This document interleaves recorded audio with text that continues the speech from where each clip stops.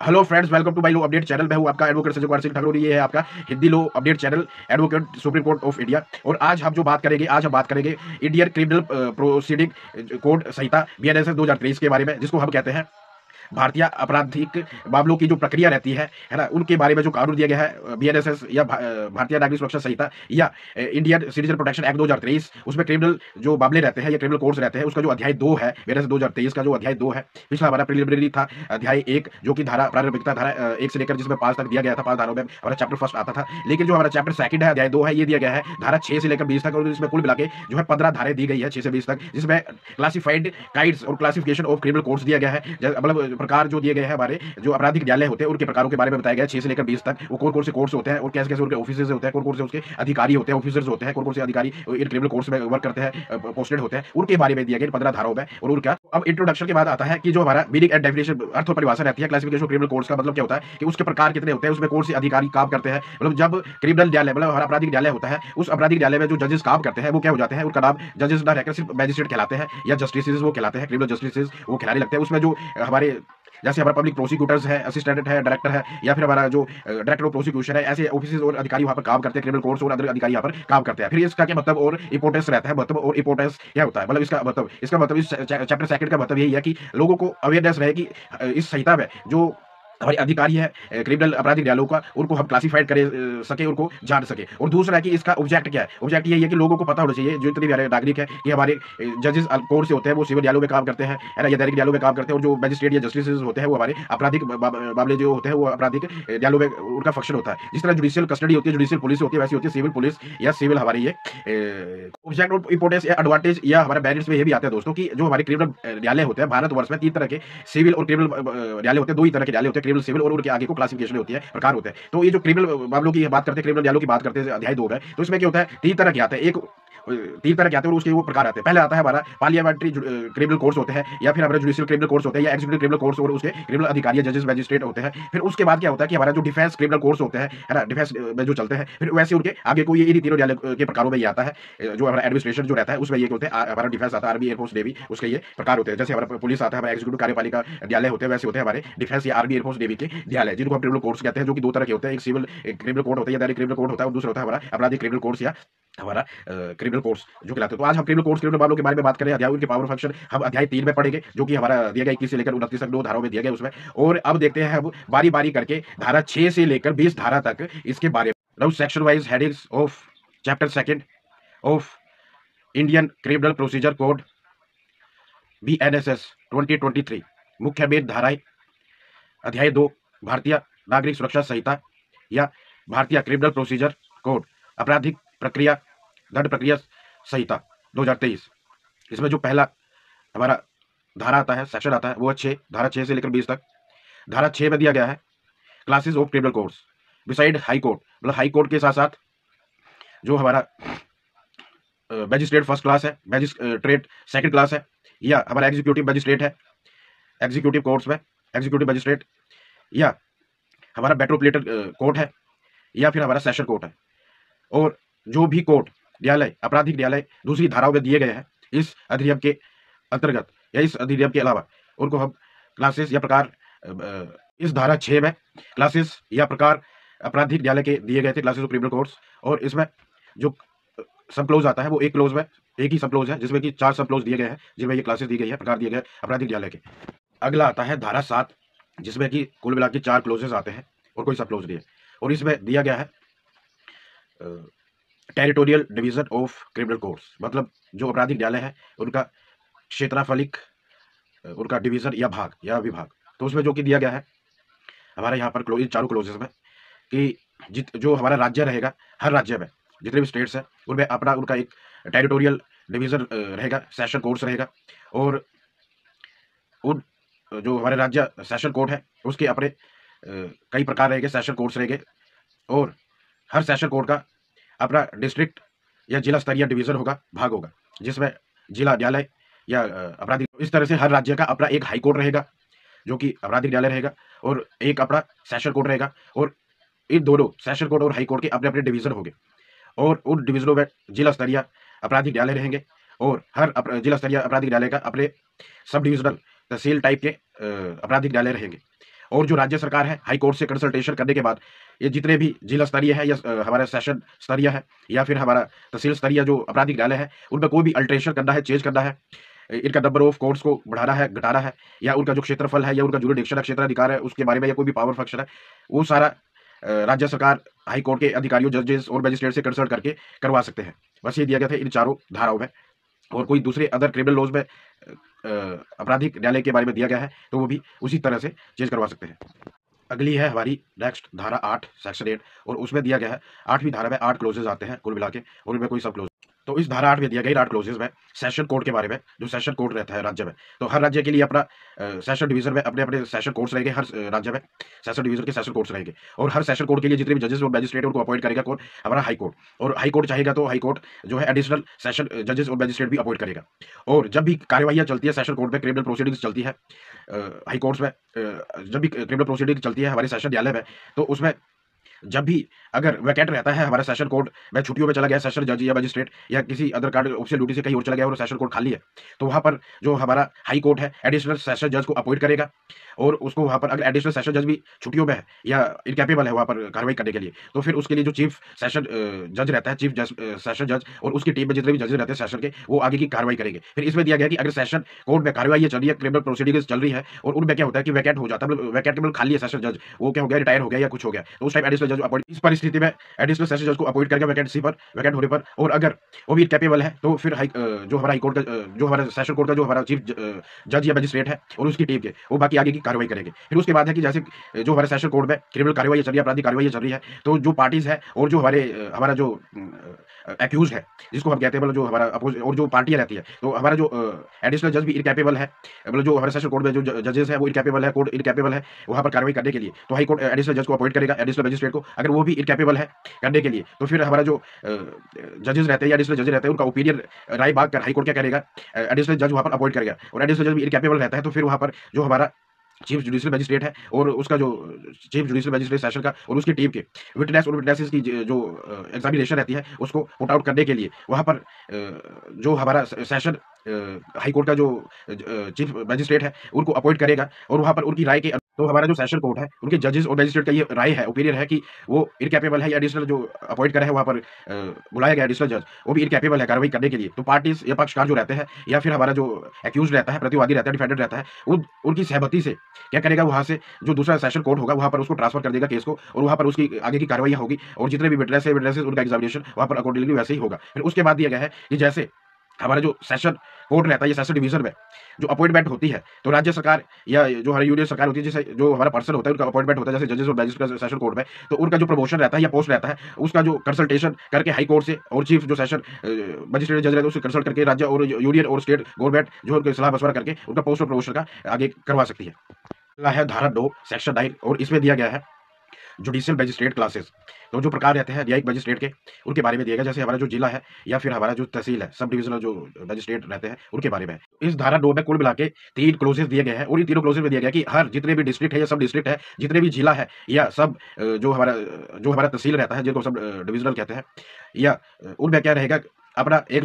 First class और second class judicial magistrate रहेगा, जो कि हमारा राज्य सरकार रहता है, हाई कोर्ट से कंसल्टेशन करने के बाद उनको अपॉइंट किया जाएगा वहां पर judicial magistrate first class, judicial magistrate for second class for हमारा जिला के लिए और हमारा तहसील के लिए। और वैसे ही राज्य सरकार हाई कोर्ट से कंसल्ट करके नंबर ऑफ जो हमारे जुडिशियल मजिस्ट्रेट है या फिर जो उनका क्षेत्रफल रहता है, जुडिक्शन रहता है, उसको बढ़ा घटा सकते हैं नए क्षेत्र के लिए, नई जगह के लिए, सब तहसील के लिए, ये सब डिवीजन डिस्ट्रिक्ट डिवीजन के लिए, सब जो हमारा तहसील डिवीजन रहता है उसके लिए वो अपॉइंट कर सकते हैं, जैसे कि हाई कोर्ट से कंसल्टेशन करने के बाद। और जैसे कई राज्यों में हमारी पंचायत कोर्ट रहते हैं, तो पंचायत कोर्ट के लिए भी जुडिशियल मजिस्ट्रेट का अपॉइंटमेंट होता है। पंचायत कोर्ट ये तो जो हमारे तहसील और जिला में आता है, ये हमारे म्युनिसिपल कोर्ट्स भी रहते हैं, म्युनिसिपल न्यायालय भी इनको कहा जाता है। वैसे ही हमारा पंचायत में भी हमारा पंचायत न्यायालय ऊपर किए जाते हैं, ऑर्गेनाइज की जाती है। अगली हमारी धारा 10, और धारा 10 में मिला के कुल मिला के 4 क्लोजेस दिए गए हैं, और इनमें दिया गया है जो चीफ जुडिशियल मजिस्ट्रेट होता है या फिर एडिशनल जुडिशियल मजिस्ट्रेट होता है या चीफ जुडिशियल मजिस्ट्रेट होता है, उनके बारे में दिया गया, CJM और ACJM एटसेट्रा, उनके पावर, फंक्शन, राइट्स, ड्यूटी, उनके बारे में दिया गया। तो जो हमारा हाई कोर्ट रहता है वो क्या करेगा, एवरी जितने भी हमारे डिस्ट्रिक्ट है, जिला क्रिमिनल न्यायालय है, आपराधिक न्यायालय है, या फिर जितने भी हमारे उनके सब डिवीजन में, हमारे तहसील है या सब तहसील में जो हमारे आपराधिक न्यायालय है, वहाँ के लिए क्या करेगा, अपॉइंटमेंट करेगा किसकी, हमारे जो चीफ जुडिशियल मजिस्ट्रेट है, और हमारा जो जो फर्स्ट क्लास का जो फर्स्ट क्लास का जो फर्स्ट क्लास का जुडिशियल मजिस्ट्रेट रहता है इन कोर्ट्स में, जिला और सब डिविजनल तहसील और सब तहसीलों में, उनको क्या करेगा, वो उन कोर्ट का chief judicial magistrate first class जो चीफ जुडिशियल जो फर्स्ट क्लास वाले जो हमारे जुडिशियल मजिस्ट्रेट हो गए, उनको ही वो सिर्फ क्या बोलते हैं, चीफ जुडिशियल मजिस्ट्रेट या additional chief judicial magistrate as additional chief judicial magistrate appoint कर सकते हैं। सेकंड क्लास वालों को या अदर क्लास वालों को नहीं कर सकते, फर्स्ट क्लास वालों को ही। और दूसरा रहता है कि जो हमारा इनका जो पावर फंक्शन रहता है, जो चीफ जुडिशियल मजिस्ट्रेट रहता है, इसमें पावर फंक्शन और कंट्रोल और सुपरविजन में बताया गया है कि जो सीजेएम रहता है, ये सीजेएम जो हमारा जिले में हमारा जिला न्यायालय का रहता है, उसका जो म्युनिसिपल कोर्ट है या अदर कोर्ट है, ना कि सिर्फ उसी जिला न्यायालय का या जितने भी उसके नीचे न्यायालय आते हैं, उन सब न्यायालयों पर उसका कंट्रोल रहेगा, उसका पावर रहेगा, उसका फंक्शन रहेगा, सुपरविजन रहेगा जिला न्यायालय का जो चीफ जुडिशियल मजिस्ट्रेट होता है या एडिशनल चीफ जुडिशियल मजिस्ट्रेट, उन दोनों का। और जितने भी पर्टिकुलर न्यायालय रहते हैं, उनके जो चीफ जुडिशियल मजिस्ट्रेट होते हैं, सीजेएम और सीजेएम होते हैं, उनका अपने अपने कोर्ट में सुपरविजन कंट्रोल रहेगा, और साथ में उनके नीचे जितने न्यायालय आते हैं, उनके ऊपर भी उनका कंट्रोल रहता है, उनके जुरिडिक्शन में। अब अगला आता है हमारा धारा 11, और धारा 11 में 2 क्लोजेस है, और इसमें दिया गया है स्पेशल जुडिशियल मजिस्ट्रेट। तो जो हमारा फर्स्ट क्लास जुडिशियल मजिस्ट्रेट है या सेकंड क्लास जुडिशियल मजिस्ट्रेट है या अदर है जुडिशियल मजिस्ट्रेट, जो कि अभी वर्किंग में है या इवन रिटायर भी हो चुके हैं, तो हमारा जो सेंट्रल गवर्नमेंट है या स्टेट गवर्नमेंट चाहती है कि स्पेशल जुडिशियल मजिस्ट्रेट स्पेशल कार्यवाही के लिए अपॉइंट किया जाए, स्पेशल कोर्ट्स बनाए जाए, अपॉइंट किया जाए, और स्पेशल इनको अपॉइंट किया जाए, तो हाई कोर्ट के साथ सलाह मशवरा करके हाई कोर्ट की सहमति से हाई कोर्ट उनको अपॉइंट करेगा, और इनका जो कार्यकाल रहेगा 1 साल के लिए ही इनका कार्यकाल रहता है स्पेशल जुडिशियल मजिस्ट्रेट। अगला आता है हमारा धारा 12, और इसमें कुल मिला के 3 क्लोजेस दिए गए, सब क्लोज एक नहीं है। और इस धारा 12 में दिया गया है local jurisdiction of judicial magistrates, मतलब जो हमारा स्थानीय क्षेत्राधिकार रहता है जुडिशियल न्यायिक अधिकारियों का या न्यायिक मजिस्ट्रेट का, उसके बारे में। तो फिर इसमें आता है कि सबसे सोवरेन कौन होता है, सबसे शक्तिशाली कौन होता है राज्य में, स्टेट में, वो होता है हमारा हाई कोर्ट। तो हाई कोर्ट का जितने भी नीचे लोअर कोर्ट आते हैं, सेशन कोर्ट से लेकर नीचे हमारा पंचायत कोर्ट तक, तो हाई कोर्ट का हमारा क्या रहता है, स्थानीय क्षेत्राधिकार हाई कोर्ट का सबसे ज्यादा रहता है, उस स्थानीय में सिर्फ उसके अपने राज्य में। फिर उसके बाद सेशन कोर्ट का रहता है, उससे लोअर जितने भी कोर्ट्स रहते हैं। फिर उसके बाद हाई कोर्ट और सेशन कोर्ट के बाद जो लोअर कोर्ट के ऊपर supervision, control, power function, rights, ये सब रहता है। फिर उसका जो हमारा जिला का जो हमारा जिला न्यायालय रहता है, जिला मजिस्ट्रेट रहता है, जिला न्यायालय रहता है, उसका अपने जिले में जितने भी न्यायालय आते हैं, न्यायिक जो हमारे मजिस्ट्रेट आते हैं या उनके ऊपर क्षेत्राधिकार रहता है, हमारा स्थानीय क्षेत्राधिकार, कंट्रोल, सुपरविजन, चाहे वो तहसील का है, चाहे वो हमारा नीचे हमारा म्युनिसिपल का है, पंचायत का है, सब तहसील का है। फिर उसके बाद आता है नीचे तहसील जो रहता है, तहसील का जो हमारा सेकंड क्लास, फर्स्ट क्लास या अदर जो रहते हैं, ये चीफ रहता है, इस एडीसी जो रहते हैं, उनका पंचायत तक उनका जाता है, लेकिन ऊपर को उनका कोई क्षेत्र। नेक्स्ट है मेरी अगली धारा 13 में कुल मिला के 2 क्लोजेस दिए गए हैं, और इन दोनों क्लोजेस में जो दिया गया है सबऑर्डिनेशन ऑफ जुडिशियल मजिस्ट्रेट दिया गया, मतलब जो जुडिशियल मजिस्ट्रेट रहते हैं, मजिस्ट्रेट का अधीनस्थ होना, किसके अधीनस्थ होना, सुपरविजन कंट्रोल में हो रहा, जो भी judicial magistrate first class second class other रहते हैं, किसी भी पंचायत से लेकर, मतलब जो लोअर वाले जो हमारे न्यायालय में क्रिमिनल जो आपराधिक न्यायालय होते हैं, उनके जो जुडिशियल मजिस्ट्रेट होते हैं, वो किसके अधीनस्थ होते हैं, किसके सुपरविजन कंट्रोल में होते हैं, हायर वाले के। जैसे कि हाई कोर्ट का जो जुडिशियल मजिस्ट्रेट होते हैं, हमारे जज जो मजिस्ट्रेट्स होते हैं, उनके पावर कंट्रोल और सुपरविजन में होते हैं सेशन कोर्ट के, और हाई कोर्ट और सेशन कोर्ट के सुपरविजन कंट्रोल में होते हैं नीचे वाले जो डिस्ट्रिक्ट वाले हैं, जिले वाले हैं, या फिर हमारे तहसील वाले, पंचायत वाले हैं, हमारे म्युनिसिपल वाले, तो ऐसे इनका पावर इनका अधीनस्थ होना होता है। अगला है धारा 14 में जो है कुल मिला के 6 क्लोजेस है, सब क्लोज कोई नहीं है, और इसमें दिया गया एग्जीक्यूटिव मजिस्ट्रेट या कार्यपालिक मजिस्ट्रेट। और इसमें क्या होता है दोस्तों, जो हमारी स्टेट गवर्नमेंट रहती है वो क्या करती है, या यूएन गवर्नमेंट भी रहती है, या वो क्या करती है, जो राज्य सरकार रहती है, राज्य सरकार में आता है हमारा कार्यपालिका सरकार, दूसरा होता है हमारा विधान सरकार, जिसको पार्लियामेंट सरकार है, तो तीसरा होता है जुडिशियल गवर्नमेंट, जुडिशियल सरकार। वो हाई कोर्ट से जो हमारी राज्य सरकार रहती है, वो क्या करेगी, तो for the order of criminal justice वो क्या करती है, हमारा जो एग्जीक्यूटिव एडमिनिस्ट्रेशन रहता है, एग्जीक्यूटिव मजिस्ट्रेट, उसको अपॉइंट करेगी कार्यपालिका जो है हमारी राज्य सरकार, हर राज्य के, चाहे वो सेशन में है, चाहे वो हाई कोर्ट के साथ कंसल्ट करके, या फिर डिस्ट्रिक्ट में है, या जिले में है, या फिर तहसील में है, एग्जीक्यूटिव मजिस्ट्रेट अपॉइंट करती है। और जो डिस्ट्रिक्ट मजिस्ट्रेट रहते हैं सेकंड क्लास फर्स्ट क्लास, या फिर हमारे तहसील में रहते हैं सेकंड क्लास फर्स्ट क्लास, या अदर जजेस मजिस्ट्रेट जो रहते हैं, उनको एज ए वो कन्फर करेगी या ट्रांसफर करेगी, या उनको प्रोवाइड करेगी एज ए, वो एक्ट कर सकते हैं, वो जो जजेस रहते हैं, जो मजिस्ट्रेट रहते हैं डिस्ट्रिक्ट और जिले में या म्युनिसिपल या पंचायत में या सेशन में, हाई कोर्ट अपने से नीचे जो चीफ जुडिशियल मजिस्ट्रेट है या हाई कोर्ट क्या करेगा, स्टेट गवर्नमेंट के साथ हाई कोर्ट के साथ कंसल्ट करके उनको पावर कन्फर करेगी। तो वो एज ए मजिस्ट्रेट बहुत भी कर सकते हैं, जैसे जो हमारे डिस्ट्रिक्ट सेकंड क्लास का मजिस्ट्रेट या फर्स्ट क्लास का है, ये चीफ मजिस्ट्रेट वो एज ए एग्जीक्यूटिव मजिस्ट्रेट भी पावर फंक्शन क्या बोलते हैं, अपना ड्यूटीज और लाइबिलिटी अपना क्या बोलते हैं कर सकता है। फिर वैसे ही आता है कि और जो एडिशनल एग्जीक्यूटिव मजिस्ट्रेट है डिस्ट्रिक्ट कोर्ट के लिए या फिर हमारे लोअर कोर्ट के लिए, तो वो भी उनका भी अपॉइंटमेंट का रहता है, वो राज्य सरकार है। तो हमारा जो कमिश्नर ऑफ पुलिस रहता है, उसको भी एज ए कन्फर्म पावर कर सकते हैं, कि बोथ कर सकते हैं कि वो पुलिस की पावर भी, और as a executive magistrate role वो क्या होता है, अपना पावर फंक्शन उसको अपॉइंट कर सकते हैं कमिश्नर ऑफ पुलिस। फिर दूसरा आता है स्पेस, जो हमारा अगली धारा है धारा 15 में दिया गया स्पेशल हमारा एग्जीक्यूटिव मजिस्ट्रेट, मतलब स्पेशल एग्जीक्यूटिव मजिस्ट्रेट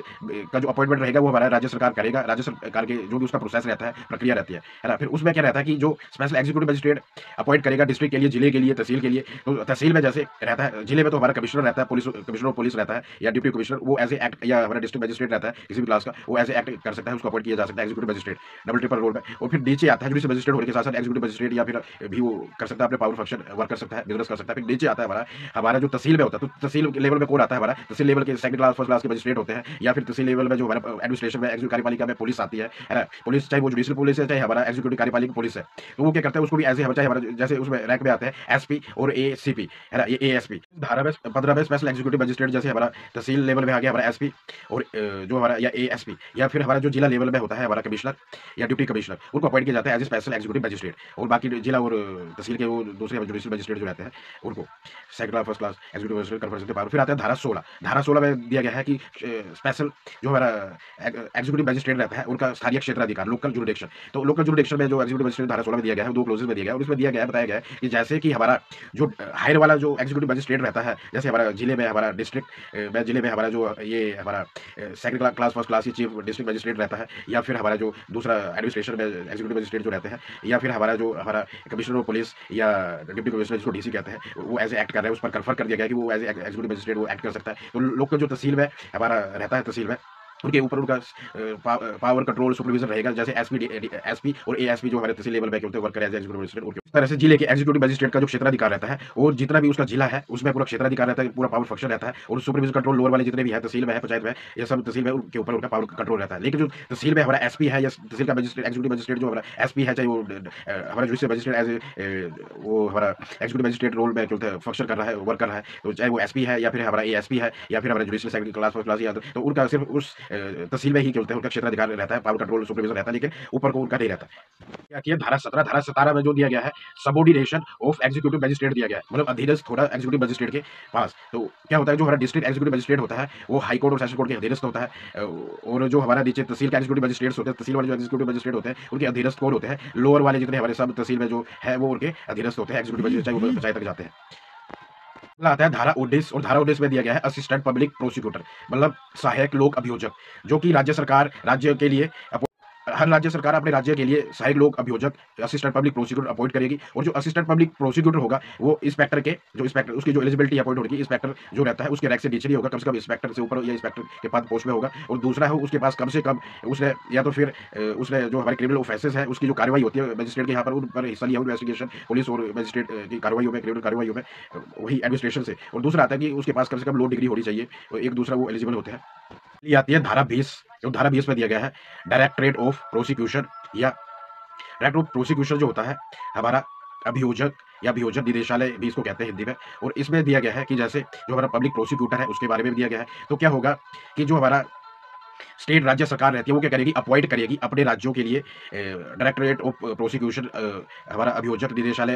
अपॉइंट करेगी, चाहे वो हमारा असिस्टेंट डायरेक्टरेट ऑफ प्रोसिक्यूशन है, चाहे वो एडिशनल डायरेक्टर ऑफ प्रोसिक्यूशन है ना, या फिर हम डायरेक्टर ऑफ प्रोसिक्यूशन जो डायरेक्टर ऑफ प्रोसिक्यूटर या प्रोसिक्यूशन को अपॉइंट करेगा। और जो ये तीनों जो रहते हैं, ये तीनों जैसे असिस्टेंट डायरेक्टर ऑफ प्रोसिक्यूशन रहता है वो डायरेक्टर उसके अधीनस्थ आता है असिस्टेंट डायरेक्टर ऑफ प्रोसिक्यूशन। और ये दोनों जो होते हैं director of prosecution assistant director of prosecution, ये किसके अधीनस्थ होते हैं, हमारा जो डायरेक्टर ऑफ प्रोसिक्यूशन रहता है। इन तीनों को अपॉइंट किया जाता है हमारे स्टेट सरकार करती है हमारा जिले के लिए। और हमारे जो ऊपर के होते हैं कोर्ट्स आते हैं, या तो कोर्ट जो आते हैं हाई कोर्ट है या नीचे सेशन कोर्ट या नीचे कोर्ट्स आते हैं। फिर ये डायरेक्टर ऑफ प्रोसिक्यूटर जो प्रोसिक्यूशन जो रहते हैं हमारा हमारा